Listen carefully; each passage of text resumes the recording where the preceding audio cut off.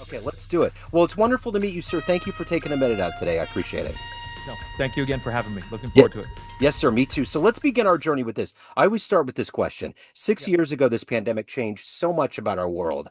How did you get through that era, and how has it changed the way that you do things today?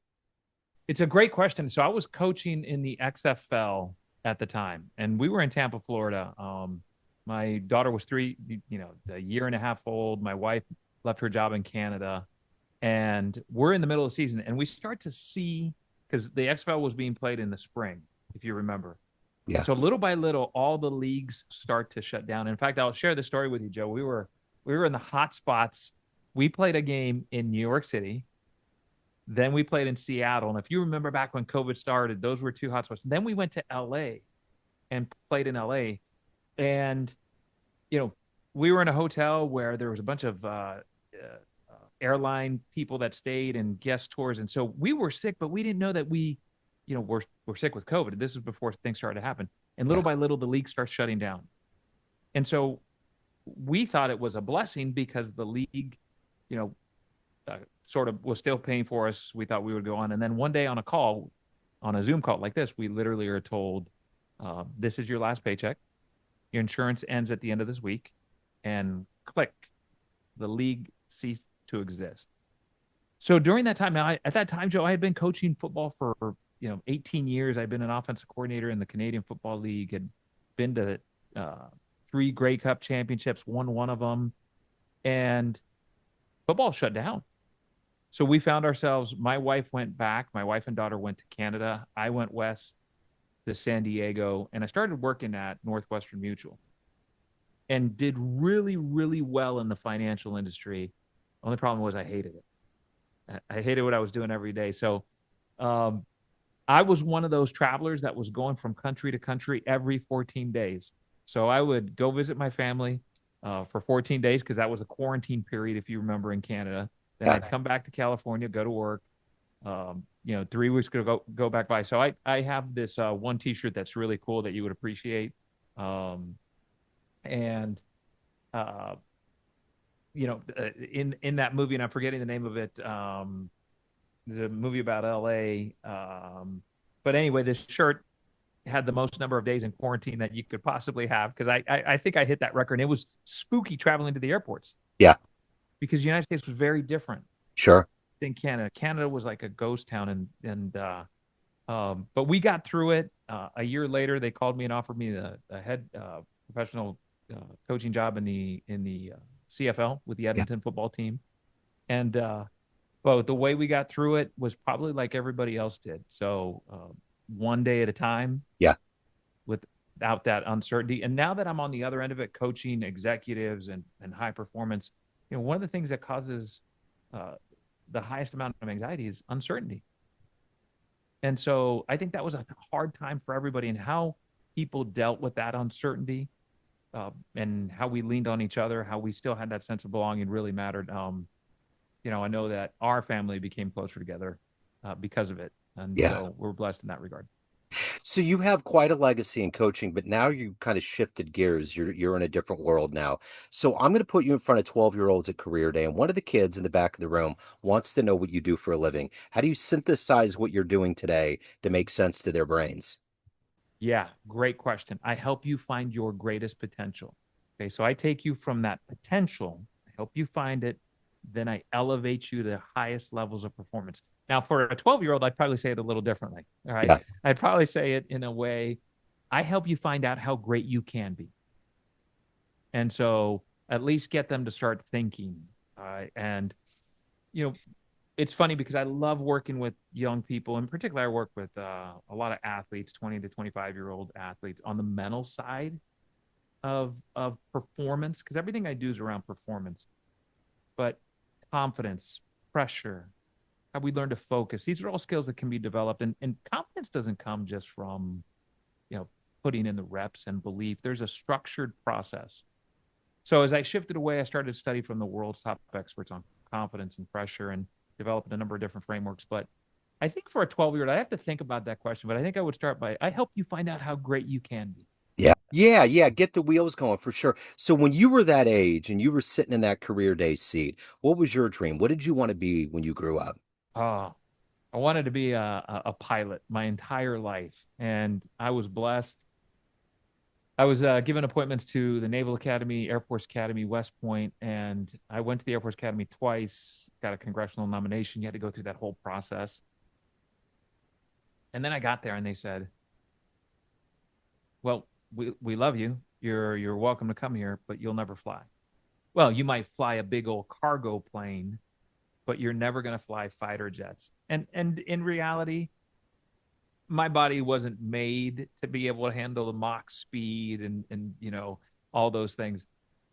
But I made a decision then that I wasn't sure that I just wanted a Bachelor of Science if I wasn't going to be able to truly fly. But that was my dream, to be a Yeah. pilot. And when I was a kid, I'd walk around the house and knew the timelines and the airlines and when this airline flew from here to there. And so flying was always my dream. So have you taken any hours? Have you tried to get your license? Really good question. My wife, for one of my birthdays when we were up and we were coaching in Toronto, um, for my birthday, she got me flying lessons. And I hit it off with the instructor. We just had great connection. And I tend to learn things quickly. And so he let me take off. He let me fly the plane and that's the easy part. When you're in the air, that's actually the easy part. Yeah. That's the least you have to do. Yeah. And he let me land, which was incredibly stressful. Yeah. Right. And but you want to know what the hardest part of flying is? What's that? It's actually driving the plane to the runway because you turn with pedals, right? So normally, like we drive a car, it's go and stop. Well, Yeah. that's the pedals actually turned the plane to the right or the left, Yeah. and that was actually the most challenging part. So That's wild. My son's on the spectrum and he's done this program that's based in Dallas called Challenge Air. So it's a Vietnam vet has all these pilots and they go to different cities around the country and they fly special needs kids around cities. So my son's done it awesome. for 12 years now. And when they get up coasting, they'll give him the controls and they're like, it's fine. And he'll get it for about 10, 15 seconds and it'll start going and they'll take it over. But it's fun because that's what they told me too. When you get in there, they give you the rundown on the plane. But I'm curious when you got those flying lessons, because being a coach and being in the sport world, you're adrenaline, you're an adrenaline junkie by nature. When you Absolutely. when you got that opportunity to get to that childhood dream at that age in your life, did that adrenaline just surge when you got in there and did it? I think my heart was full.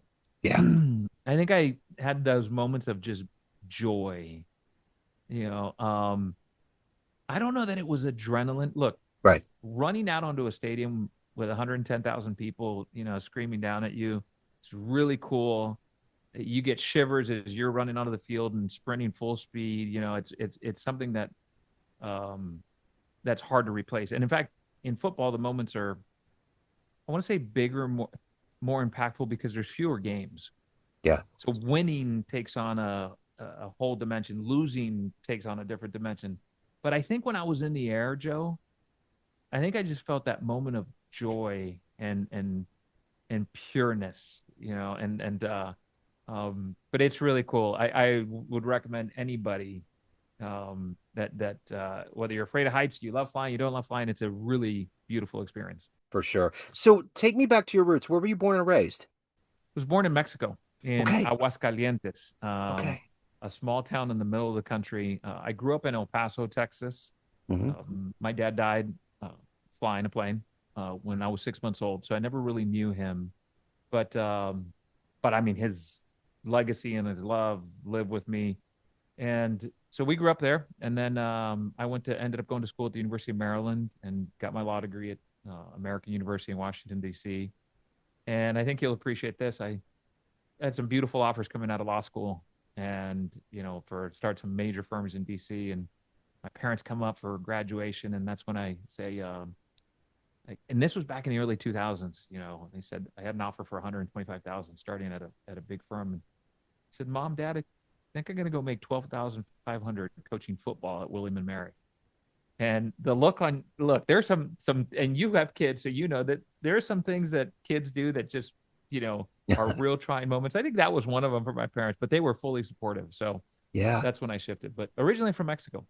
So what were the seeds that were planted early on as far as leadership, coaching, all of those that love a sport? What was going on that became your destiny to lead football and lead sporting teams? Yeah, it's always developing people has always, I was started coaching when I was 13 years old. And I mean that. I was literally um, teaching tennis at a country club when I was 13 years old. And I just fell in love with that. But what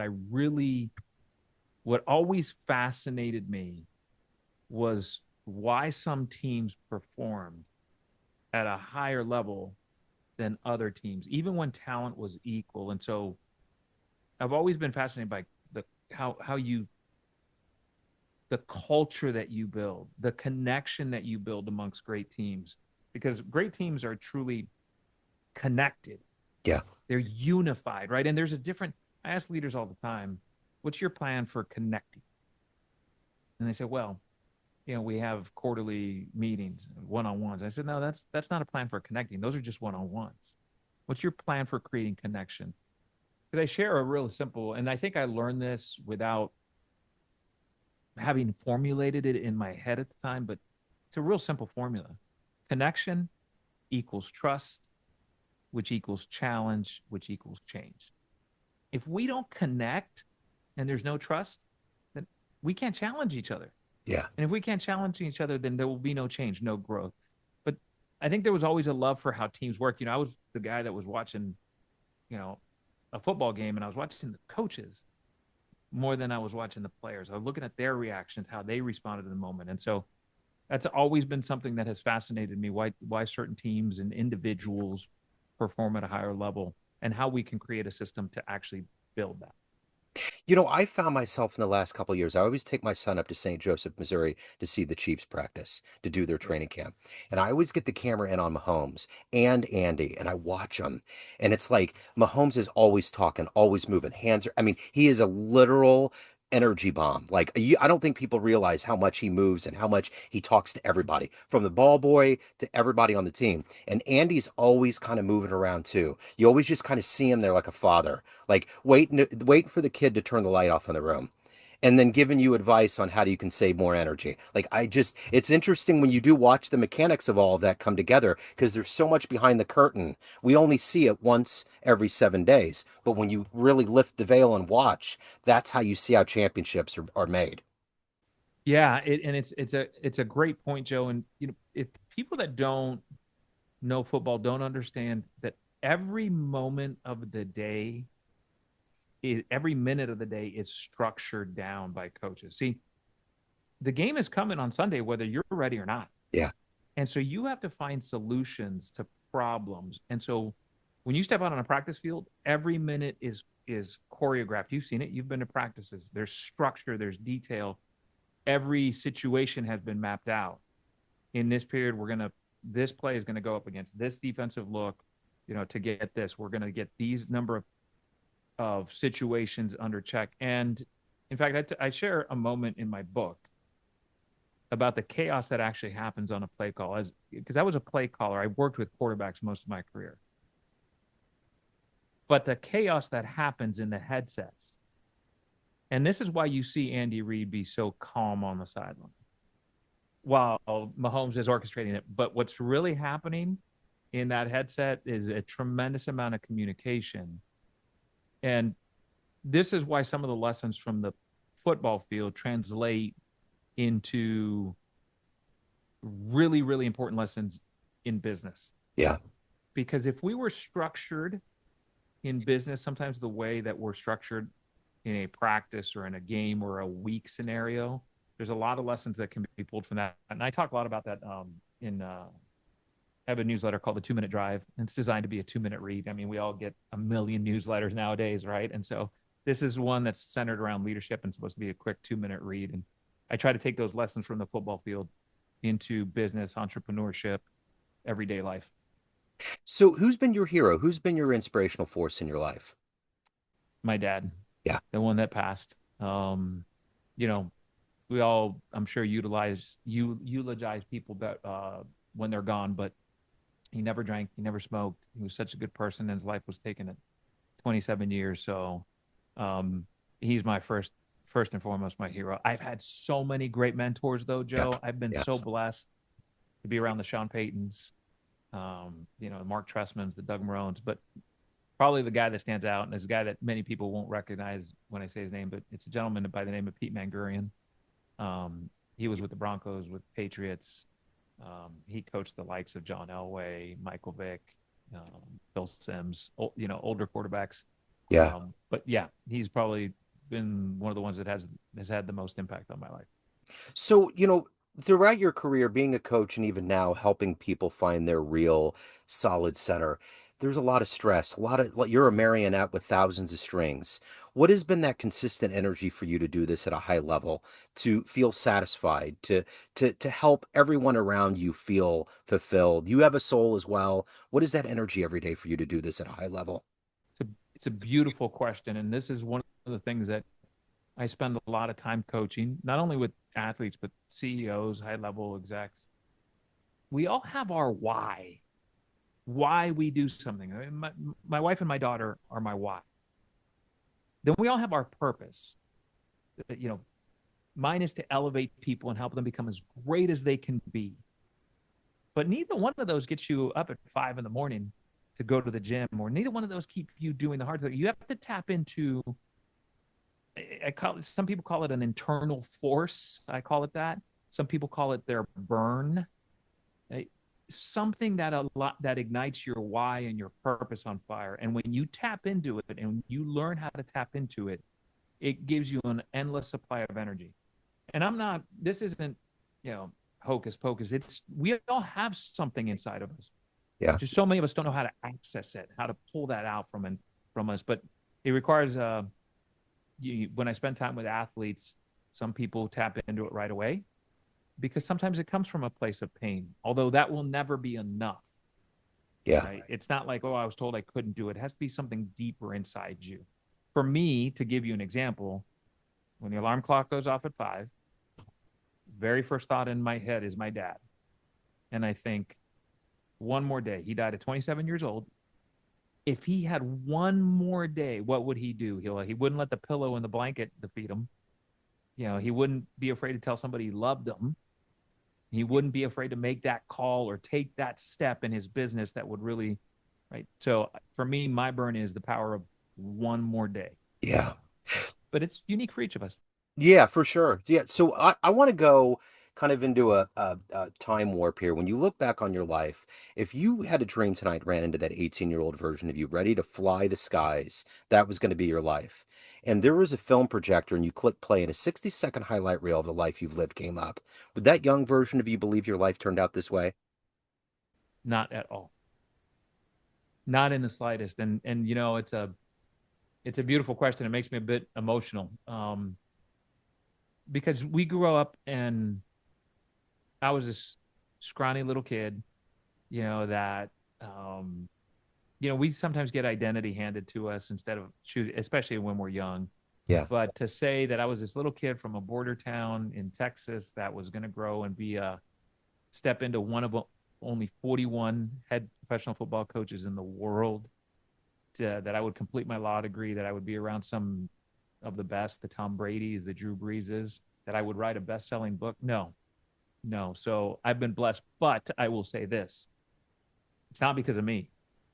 It's because of all the people and the millions of hours that people invested into me and making me better, building me up. So for that, I'm grateful. That's probably the best part of the journey, no doubt. So aside from your family, what are you the proudest? What are you the happiest about in your life? And that 60-second highlight reel, what stands out? Well, it caused a problem in my marriage because when we won the Grey Cup in 2016, I was the offensive coordinator. We ended up beating a team that was highly, highly favored over us. It was an overtime game, and we got these beautiful rings. In football, you get these rings. It's a $25,000 ring, Yeah. um, and I'm really proud of that moment. I'm really proud of that team, that those players, just the way that we came together. But it caused a problem because my wife, when she saw the ring, and you don't get your rings until like 6 months later, right at the Yeah. next year season. She said, "We have a problem. Yours is bigger than mine."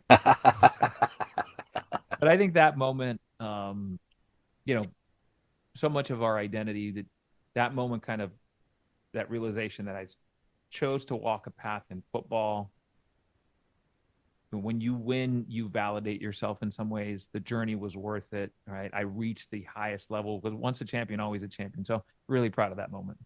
So at the end of the day, everyone has a perception of you, family, friends, clients, everyone that you've coached, everyone that knows you in all these different bubbles. But you run what we see, you run the show. What's your perception of you? Who do you think you are? That is a great question. And it's one that we continue to define because I think that's part of the journey in life. Our identity continues to evolve and grow. See, I used to see myself as a football coach. Now, I don't see myself that way anymore. One, because I'm not coaching football, but I think our identity continues to shift. I'm trying to scale two companies. So my identity is shifting, right? But at the end of the day, the way I hope to see myself is somebody that truly connects with people, truly makes them feel valued, heard. And then whenever you walk away, I want people to always feel like you just feel a little bit better, when you talk to him, Yeah. when you talk to Jamie, you just feel a little bit more uplifted. So, and that's a work in progress every day, but I think that evolution of, okay, scrawny little kid to, tennis player at the University of Maryland to, law degree to football coach to champion to, you know, author to, like, it's a journey. I think our identity continues to shift, or we're continue to grow. So I'm excited for the vision that I keep building for myself of what's next. So when we look at the pageantry of sport, there's so many wonderful moments, but in your timeline, what was the game? What was the moment? What stands out? What was one of the magical days that you spent as a coach watching a team compete? Does one really stand out above the Yes. rest? Yeah. And this goes to the heart of connection. And I remember, uh, I took this from Dabo Sweeney, who's a really well known coach at Clemson University, and I brought a fisherman's stool out to the front of the offensive room. I was running the offense at the time, and I asked the guys, "Hey, what happens when you go fishing?" And of course, offensive lineman in the back room say, "You drink a lot of beer, right?" And hey, and then somebody said, "No, you connect, you talk." And I said, "That's right, two people talk." So I started, just instead of getting into the X's and O's, we started a little series where we would bring somebody up, get to know them. And so I remember bringing one player up. This was 2018 after we had won the Grey Cup. And this 6'4", 225-pound receiver from South Florida comes up, and he looks the way I think I look, right? And so, and I remember him sitting down. And I said, tell us a little bit about your high school days. And he said, well, coach, we weren't sure if practices would ever get completed because gunshots would go off in the neighborhood, twice a week, and we'd have to cancel practice. And we kind of talked about that. And then I said, what are you most grateful for? And I said, well, the coaches, you coach, but my teammates. I said, he was a 24-year-old kid. And he said, but what I'm most grateful for at this point in my life is that I finally have my own bed. And I said, whoa, whoa, whoa, whoa. Like, you mean your own bedroom? And he goes, no, coach, that I finally have my own bed. See, I grew up in an environment where I'd have to sleep on the floor. Occasionally, I'd get the couch. And so in that moment, Joe, there wasn't a player in that room that wasn't going to do everything they could to make that young man successful. Yeah. And so that moment of, like, we did this as a team. Yeah. Because we all wanted him to experience the joy of winning more than we wanted it for ourselves. And I remember that moment vividly because that's what coaching's all about. That's beautiful. So if anybody wants to pick up your book, they want a consultation, they want to hire you, any of the good what work you're doing, where do they go? Where's the best place? So JaimeElizondo.com. So that's JaimeElizondo.com. You can find me on LinkedIn. The name of the book is The Crush It Formula, and you can find that on Amazon, on Audible, Spotify, all the sources, Barnes and Noble, all those things. So Okay. yeah. Well, I will put links out there. Jaime, this has been wonderful. Thank you, sir. Thank you for taking a minute to open up your world a little bit. It's been an honor. I appreciate it. Joe, thank you very much for having me on. I appreciate you. Yes, sir.